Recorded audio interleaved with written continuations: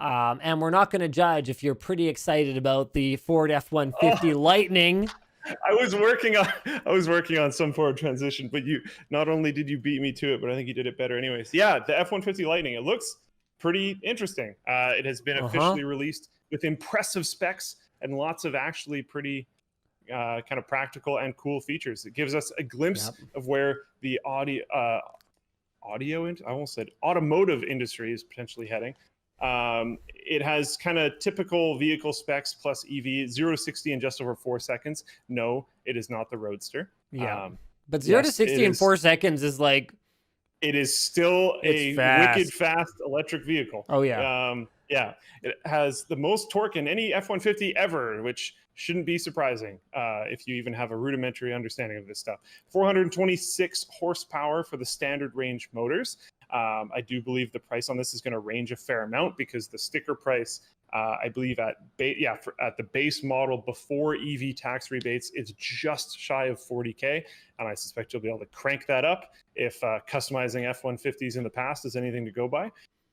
Its maximum charging speed is 150 kilowatts. Wow. With Electrify America chargers. That is which means fast. It would take 44 minutes on the standard range batteries to fully charge the truck at a station. That's not bad. That's like actual, like, you know, get a spaghetti plate kind of at a diner. It's a full like meal. It's not like a... It's not, you know...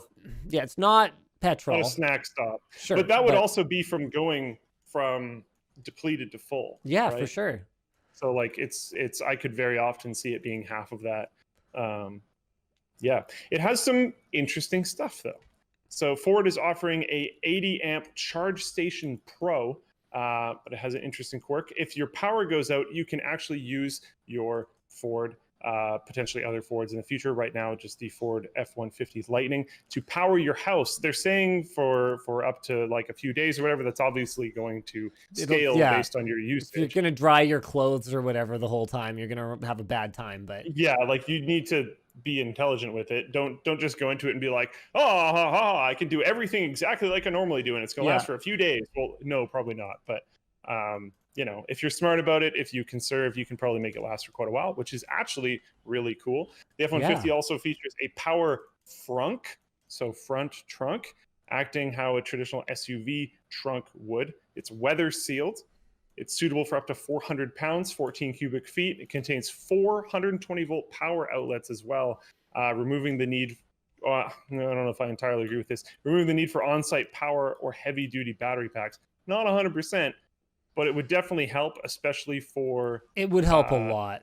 Short-term jobs. Yeah, like yes and no. If you're not too in the middle of nowhere, which you assume you wouldn't be, like you can't commute 3 hours in the morning, you know what I mean? Like if you're not too far in the middle of nowhere, I could legitimately see charging all your tools and stuff in there when you're on a job site. But it's 100%.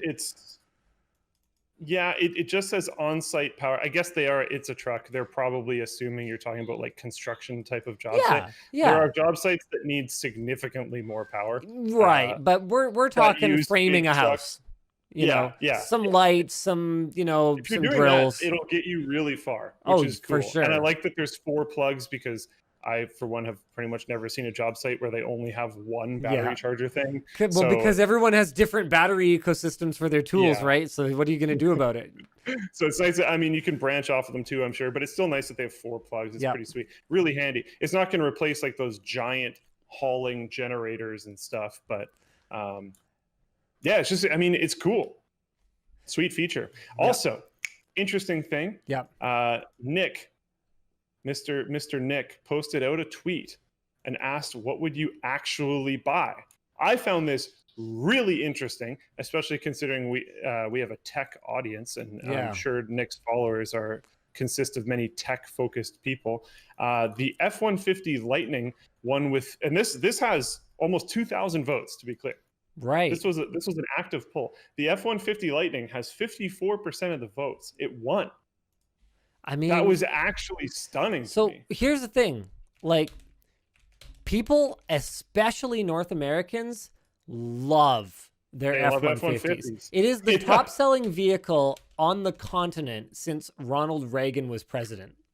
Like, to put Ooh, it in perspective, number one every year in America since like the 1980s.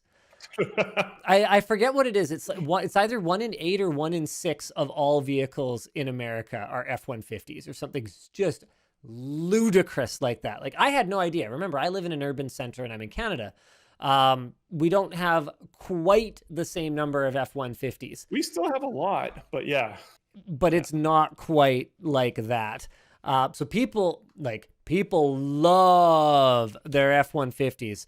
So I've gone ahead and I've posted this in all 3 chats, and I want to see what happens to Nick's poll results as the results come in here. I think the poll is final. Oh, it's dead. Oh, this was like 2 days ago. Oh, well, so much for that. Yeah. Enjoy, everyone. We could do a straw poll and see if there's a difference between Nick's Twitter followers and the WAN Show viewership. I doubt it. I doubt there's going to be much difference. Probably I mean, pretty honestly, to similar. me, it's a no-brainer. Like, it has been clear that from day 0 that Tesla has been on a timer. They have had until the other automakers figure out how to make electric cars to figure out how to make cars. And in their defense, which they don't need, they've opened up a bunch of their stuff and they've very much invited competition. But yeah, I mean, even just little things like the amount of criticism that they've had, rightfully so, about some of the like just kind of rough manufacturing, like panel gaps and all this other kind of stuff. Yep. I seriously doubt you're going to have that with the North American beloved F-150s. Yeah, I at 40 grand for the base model before EV tax credits. Pretty good. F-150 Lightning's looking like a pretty obvious one to go with. It's pretty good. Yeah. And I think, and especially with like, I know there's a lot of like, okay, I shouldn't say a lot. There is a population of truck guys that are those like and gals that'll like go to charging stations and like block the stalls and make it so you can't charge your EVs and like coal roll and all this other kind of junk. But there's also a ton of truck people that drive their truck a lot and see how much it costs and would be maybe pretty interested in just plugging it into a wall. Mm-hmm. Especially when like every day they're driving a ton and hauling a lot of stuff which uses more gas and just going through mass amounts of money. There's probably job sites, or there's definitely job sites that own the trucks as well. Yep. Oh yeah. Like the employees don't own the trucks; they own the trucks, and they're getting these fleet. Yeah, are going to be huge.